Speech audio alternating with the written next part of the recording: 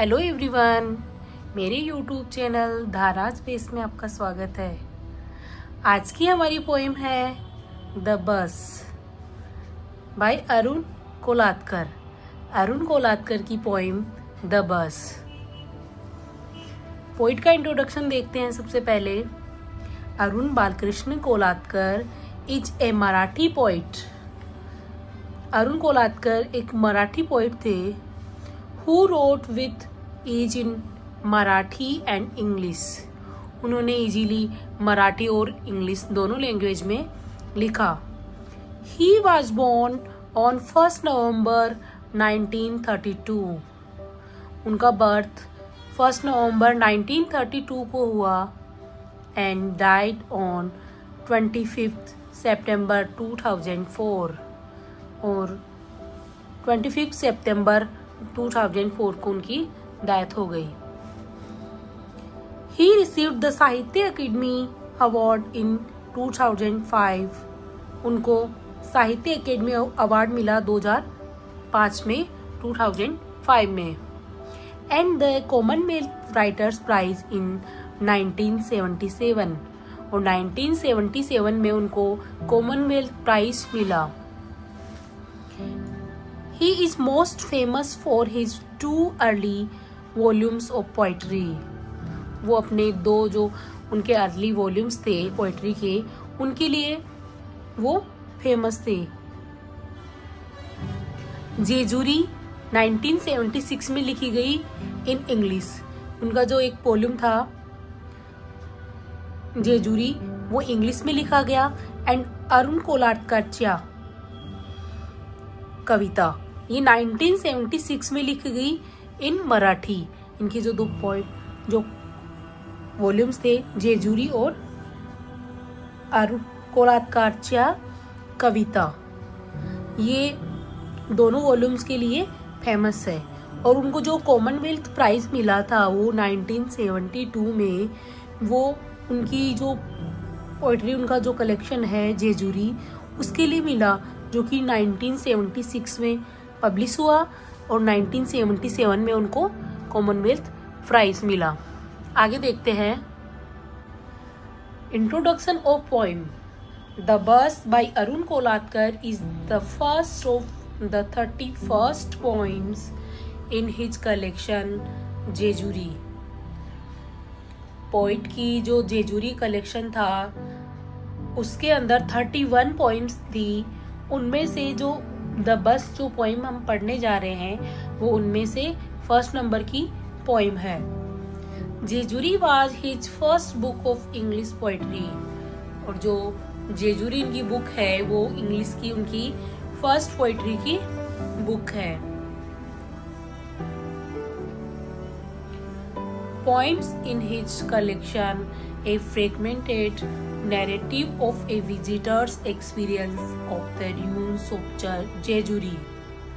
जेजुरी की जो ruins है, जो खंडर है, उनका जो विजिटर का जो एक्सपीरियंस है उसको इस कहानी में, इस पोएम में जो कलेक्शन है उसका, उसके अंदर नैरेटिव रूप में, एक कहानी के रूप में यहाँ पे हमको बताया गया है। कोलातकर की जो वो पोएम है, जो द बस जो पोएम है, वो नैरेट करती है,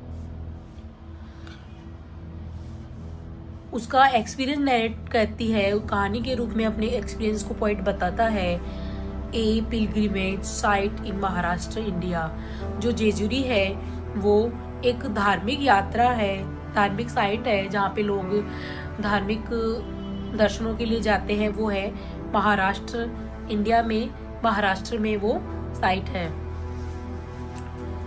Kolatkar's the bus narrates a reflective journey to Jejuri. Kolatkar की जो द बस पोएम है वो एक जेजुरी की रिफ्लेक्टिव जर्नी को नरेट करती है, कहानी के रूप में उसको वर्णन करती है, एक थॉटफुल जर्नी के बारे में वो बताती है। Delving into faith, scepticism and generational difference. वो खोज करती है, गहराई से खोज करती है। इनटू फेथ, वो फेथ आस्था को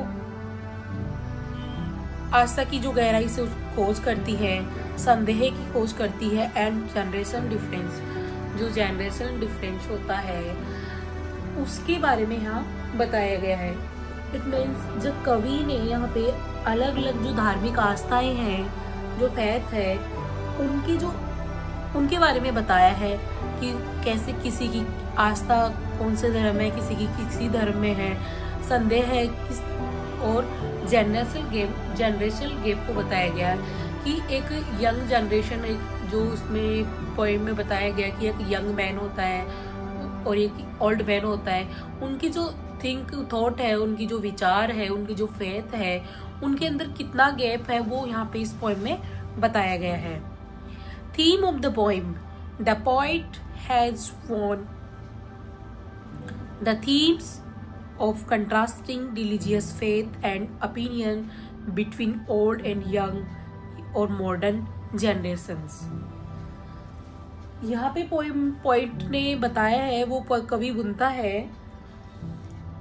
नई और पुरानी themes of contrasting religious faith, जो अलग अलग धर्मों के जो विश्वास है, उनके विचार है, उनका कंट्रास्ट बताया गया है। यहाँ पे अलग अलग डिफरेंस बताया गया है बिटवीन ओल्ड एंड यंग और मॉडर्न जनरेशन। पोइट ने पुरानी और नई पीढ़ी के अंदर जो अलग अलग धार्मिक आस्था और जो विचार है, उन विचारों को यहाँ पे उन्होंने बताया, उनको बुना है। आगे देखते हैं। द बस पोइम को सिंबलाइज किया गया है लाइफ की जो जर्नी है, जो बस की जो जर्नी, बस से जर्नी कर रहे हैं पोइट, उसको लाइफ की जर्नी से सिंबलाइज किया गया है कि हमारी जो लाइफ है वो भी एक जर्नी है। The tarpaulin flaps are button down. अब एक सीन दिखाया जा रहा है, एक इमेजिनरी दिखाई जा रही है जिसको हम इमेज कर सकते हैं, उसकी इमेजिन कर सकते हैं। The tarpaulin flaps are buttoned down on the windows of the state transport bus। कवि यात्रा कर रहे हैं, जो पोएट है वो यात्रा कर रहे हैं स्टेट ट्रांसपोर्ट बस। यहाँ पे हमको साफ साफ इमेजिनरी दिखाई दे रही है कि एक बस कैसी होती है, स्टेट ट्रांसपोर्ट बस कैसी होती है, हम इमेजिन कर सकते हैं उस चीज को।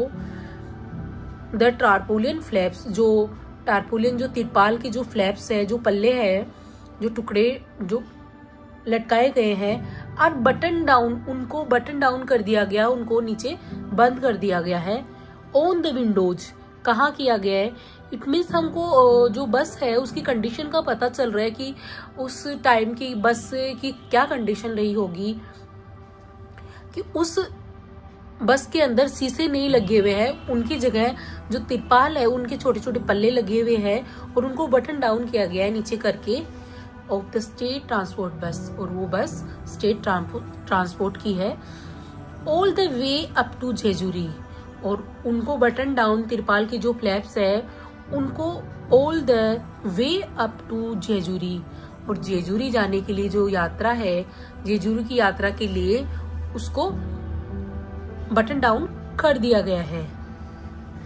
आगे से देखते हैं। ए cold wind keeps whiffing and slapping a corner of tarpaulin at your elbow। यहाँ पे सेकंड पर्सन में पोएम को लिखा गया है कि आपके एल्बो के वो लग रही है, या यहाँ पे पोइट भी हो सकता है, अदर किसी की जर्नी को भी बताया जा सकता है। तो यहाँ पे या हम इसको आप कह के यहाँ पे इंट्रोड्यूस कर सकते हैं किसी व्यक्ति को, या हम पोइट के थ्रू इस चीज को, इस पोएम को हम पढ़ सकते हैं। ए कोल्ड विंड, यहाँ कोल्ड विंड को यहाँ पे कोल्ड विंड यहाँ पे पर्सोनिफिकेशन किया गया है कि कोल्ड कोई हमको विपिंग कैसे कर सकता है, कोई स्लैप कैसे कर सकता है, क्या ठंडी हवा में चाटा मार सकती है, क्या वो स्ट्राइक कर सकती है। तो यहाँ पे उसको पर्सोनिफाइड किया गया है। A corner of tarpaulin at your elbow, यहाँ पे हम इमेजिन कर सकते हैं कि जो पोएट है या कोई और व्यक्ति है वो बाहर थोड़ा सा कोनी टच करके वहां बैठा है, विंडो के पास में बैठा है, जो कोनी लगा के बैठा है, तो जो ठंडी हवा है, ठंडी हवा से हम पता लगा सकते हैं कि इमेजिन कर सकते हैं कि जो मौसम है, वहां का वेदर है, वो ठंडा है। तो वो corner of tarpaulin at your elbow, जो टारपुलिन का जो कॉर्नर है, जो छोटा सा जो वहां पे टुकड़ा है, वो लटका हुआ है और वो उसकी कोहनी वहां उसको टच कर रही है। मानो ऐसे लग रहा है कि वो विपिंग कर रहा है, वो स्लैपिंग कर रहा है, उसके स्लैप कर रहा है, उसको ऐसे लग रहा है, क्योंकि ठंडी हवा है जो उसके एल्बो के आके टच हो रही है। You look down to the roaring road, you look down to the roaring road. लेकिन उसके बाद भी आप, इन सब के बावजूद भी आप रोरिंग रोड को देख रहे हो।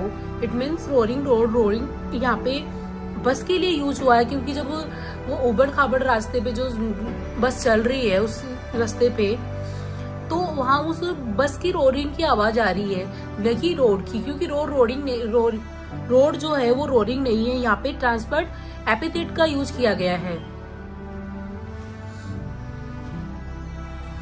You search for the science of daybreak in what little light spills out of bus।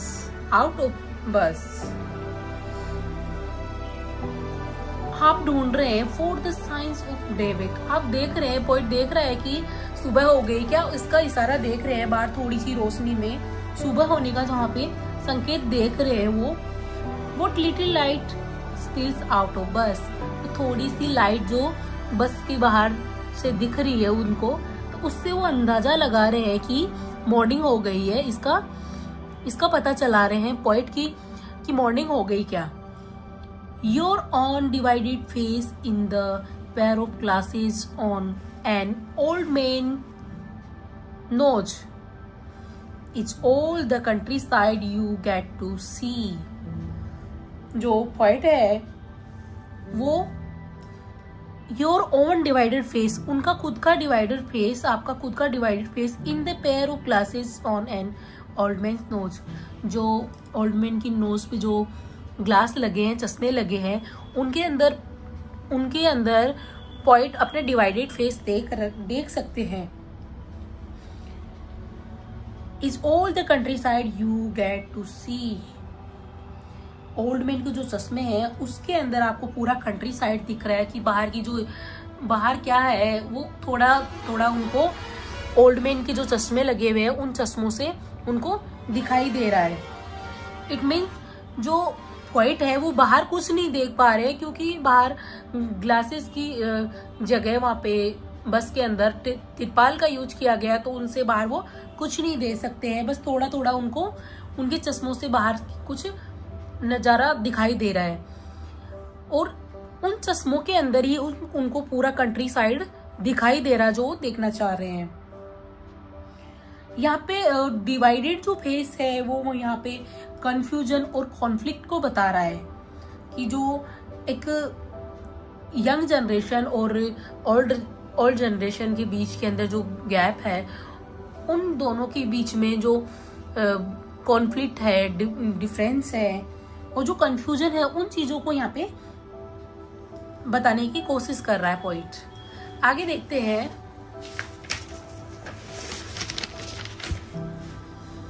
You seems to move continuously forward। उनको लग रहा है कि हम आगे कंटिन्यूसली आगे की ओर बढ़ रहे हैं टुवर्ड्स ए डेस्टिनेशन, अपनी जो डेस्टिनेशन है उसकी तरफ हम बढ़ रहे हैं। यहाँ पे लाइफ की जर्नी को सिंबलाइज करके बताया गया है कि एक हमको लगता है कि हम जीवन में आगे बढ़ रहे हैं, अपने डेस्टिनेशन की ओर आगे बढ़ रहे हैं। कि जिंदगी में भी ऐसा ही होता है कि हमको लगता है कि हम आगे बढ़ रहे हैं अपने डेस्टिनेशन की ओर, अपने लक्ष्यों की ओर। तो यहाँ इस पोएम से ये बताया जा रहा है कि लाइफ भी एक जर्नी है, उसमें भी हमको आगे मूव करना होता है, आगे बढ़ना पड़ता है। Just beyond the caste mark beyond his eyebrow, bus के अंदर जो ओल्ड मैन बैठा था उसके आईब्रो के बीच में जो कास्ट मार्क लगा था, जो उसने तिलक लगा रखा था, उसको देखकर पोइट को ये लग रहा था कि ये कौन से कौन से धर्म में ये बिलीव करता है, कौन से रिलीजन के अंदर ये बिलीव कर रहा है, उसके अंदर एक रिलीजियस जो फेथ है उसको यहाँ पे दर्शाया गया है कि वो जो तिलक लगाया उसने, आई थिंक वो हिंदू हो सकता है, उसने जो तिलक लगा रखा था, तो यहाँ पे एक जो रिलीजियस जो फेथ है उसको यहाँ पे दर्शाया गया है। Outside the sun has risen quietly, it aims through an eyelet in the tarpaulin.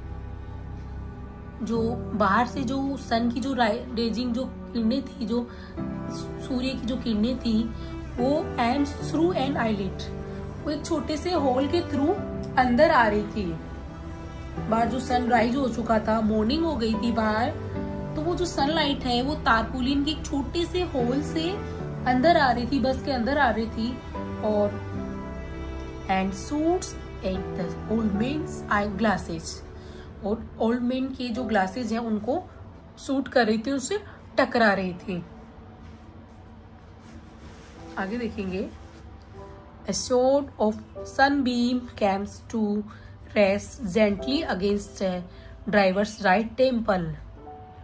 और जो शोर्ड ऑफ सनबीम्स, जो थोड़ी सी न्यूरो कटी छुट्टी जो किरणें थी, सनबीम्स थी, वो आ रही थी to race gently against the driver's right temple.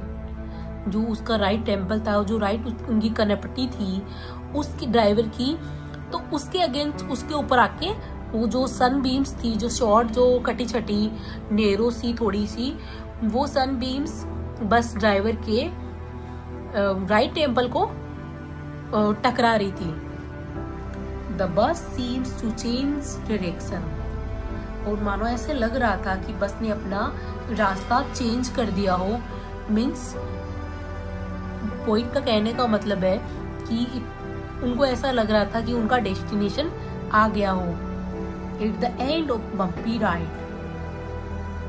मानो ऐसे हो गया हो जैसे कि उनको लग रहा हो, उनको पता चल गया हो कि जो बम्पी राइड है, जो ऊपर खाबड़ जो रास्ते थे, जो हिल डुल के जो बस आ रही थी इधर उधर, तो उन रास्तों का यहाँ पे एंड हो गया है। With your on face on the either side, और जो पॉइंट है वो अपने फेस के दोनों साइड में देखते हैं, दोनों बस में दोनों साइड में देखते हैं। When you get of the bus, और वो दोनों साइड में देखते हुए बस से गेट ऑफ हो जाते हैं, उनसे उतर जाते हैं। You don't step inside the old man's head, आप बस से तो उतर जाते हो, लेकिन जो ओल्ड मैन है, ओल्ड मैन का जो हेड है उससे नहीं उतर पाते हो। अब लास्ट लाइन में पॉइंट ने बताया कि जनरेशनल गैप, जो कि एक यंग मैन की जो क्या थॉट होती है, क्या फेथ होता है उसके बारे में, और एक ओल्ड जो मैन है उसके, क्योंकि वो एक्सपीरियंस्ड पर्सन था, वो ओल्ड था, उसके बारे में और यंग पर्सन के बारे में यहाँ पे बताया गया है कि you don't step inside the old man's head, आप उस बस से तो उतर जाते हो लेकिन उस ओल्ड मैन के हेड से नहीं उतर पाते हो। इट मीन्स आप ओल्ड मैन के जो विचार होते हैं, जो यंग जनरेशन है वो ओल्ड मैन के विचारों से सहमत नहीं होती है। यहाँ उनका जो कास्ट मार्क था, उनके आईब्रोज में जो कास्ट मार्क लगा हुआ था, वो एक कास्ट को रिप्रेजेंट कर रहा था, एक स्पेशल कास्ट को रिप्रेजेंट कर रहा था, जबकि आज की जो नई जनरेशन है, यंग जनरेशन है, वो इस कास्ट मार्क को नहीं मानती।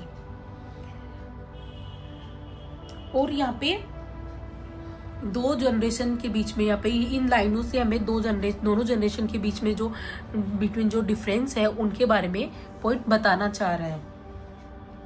आई होप आपको पॉइंट समझ में आ गई हो। अगर नहीं समझ में आए तो आप मुझे कमेंट करके पूछ सकते हो। Thank you, have a nice day. अगर वीडियो अच्छी लगे तो चैनल को सब्सक्राइब कीजिएगा, वीडियो को लाइक जरूर कीजिएगा। Thank you.